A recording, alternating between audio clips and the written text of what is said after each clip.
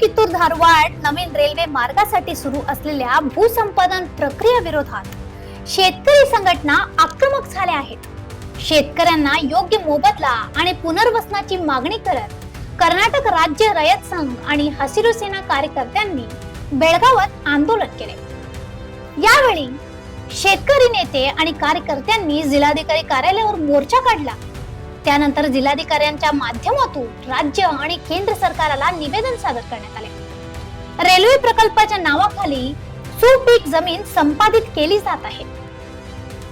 यामुळे अनेक शेतकरी कुटुंबांच्या उदरनिर्वाहाचा प्रश्न निर्माण होत असल्याची चिंता आंदोलकांनी व्यक्त केली. बेळगाव कित्तूर धारवाड रेल्वे मार्गासाठी संपादित करण्यात येणाऱ्या जमिनीसाठी प्रति एकर किमान 5 कोटी रुपये मोबदला देण्यात यावा अशी मागणी शेतकरी संघटनेने केली आहे. सध्याच्या बाजारभाव आणि भविष्यातील विकास लक्षात घेता शेतकऱ्यांना दिला जाणारा मोबदला अपुरा असल्याचे सांगत जमीन गमावणाऱ्या शेतकऱ्यांसाठी विशेष पॅकेज जाहीर करण्याची मागणी करण्यात आली. शेतकरी संघटनेच्या नेत्यांनी सांगितले की शेतकरी आपल्या पूर्वजांची जमीन गमावत आहे. त्यामुळे केवळ आर्थिक भरपाई न देता कुटुंबातील सदस्यांना रोजगार, पुनर्वसन सुविधा आणि कायमस्वरूपी उपजीविकेची व्यवस्था सरकारने करावी. रेल्वे प्रकल्पाला विरोध नसला तरी शेतकऱ्यांवर अन्याय होऊ नये, शेतकऱ्यांची संपत्ती योग्य मोबदला आणि पुनर्वसनाशिवाय भूसंपादन प्रक्रिया पुढे नेऊ नये असा इशारा आंदोलकांनी दिला आहे. ನಮ್ಮ ಭೂಮಿ ಈ ಕಡೆ ಬಾದ್ ಜೀವನ ಪಾದ ಆಕತಿ.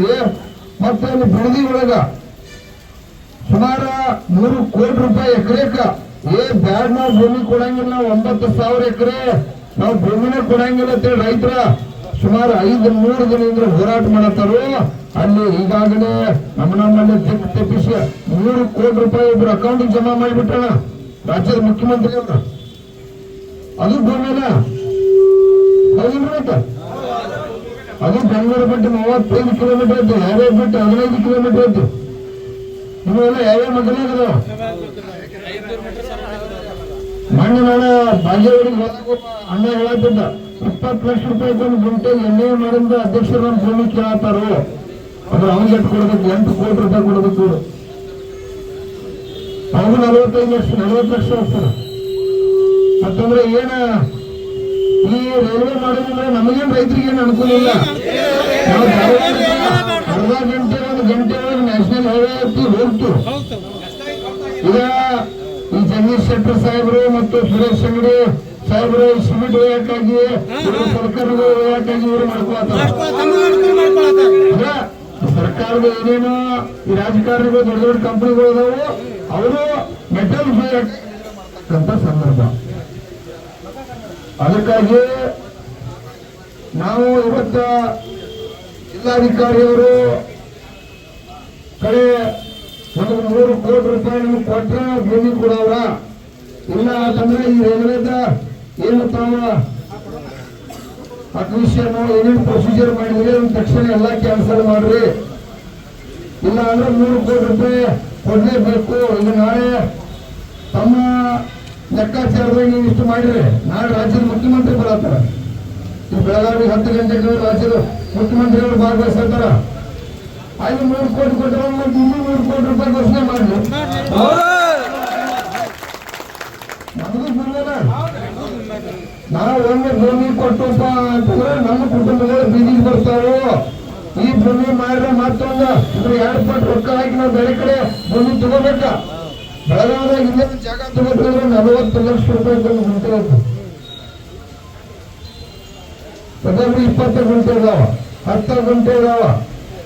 ಕಡಿಮೆ ಅಂದ್ರು ಈ ಬೆಳಗಾವಿ ಅಂದ್ರೆ ಧಾರವಾಡ ಮಟ್ಟ 1000 ಎಕರೆ ಜಮೀನು ಹೋಗ್ತೇನೆ.